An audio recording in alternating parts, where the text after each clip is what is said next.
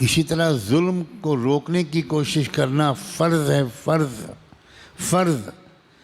ظالم کو ظلم سے روکنے کی کوشش کرنا مجھ پر اور آپ سب پر، میری بیوی پر، میری بیٹیوں پر، آپ کے گھر کی عورتوں پر، آپ سب پر فرض ہے، فرض۔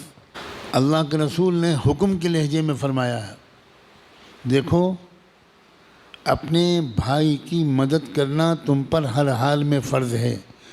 بھائی اگر مظلوم ہو تب بھی مدد کرنا فرض ہے، اور بھائی اگر ظالم ہو تب بھی اس کی مدد کرنا فرض ہے۔ جب اللہ کے رسول سے یہ جملہ سنا صحابہ نے کہ تم کو اپنے بھائی کی مدد کرنی پڑے گی، چاہے وہ ظالم ہو چاہے مظلوم، تو صحابہ چپ نہیں بیٹھے۔ صحابہ نے بے شک کہہ کے سر نہیں ہلایا۔ صحابہ نے پوچھا، اللہ کے رسول ہم لوگ سمجھ نہیں پائے، اب تک تو آپ نے یہ سکھایا تھا کہ مظلوم کی مدد کرنی ہے، وہ چاہے بھائی ہو چاہے کوئی اور ہو، اور آپ نے یہ سکھایا تھا کہ ظالم کی مدد بالکل نہیں کرنی، چاہے وہ تمہارا سگا بھائی ہو۔ آج آپ فرما رہے ہیں کہ تم کو ہر حال میں بھائی کی مدد کرنی ہے، چاہے ظالم ہو چاہے مظلوم۔ تو یہ تو عجیب سی بات آپ فرما رہے ہیں، ہمیں اور سمجھائیے۔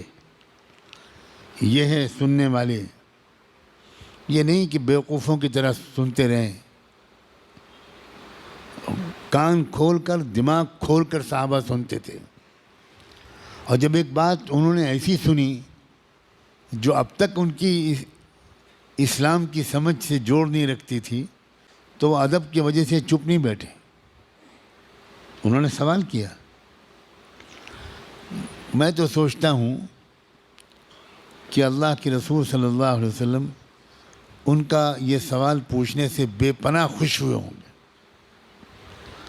کیونکہ آپ کو یہ لگا ہوگا کہ میری محنت ضائع نہیں جا رہی اور یہ لوگ اسلام کو سمجھ رہے ہیں۔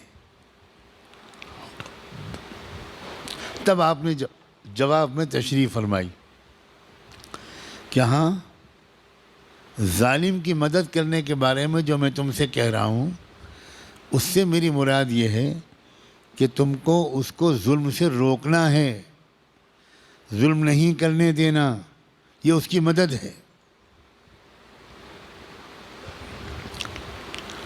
کاش کہ مسلمان اس پر عمل کر رہے ہوتے تو آج دنیا میں اس قدر ظلم نہ ہو رہا ہو۔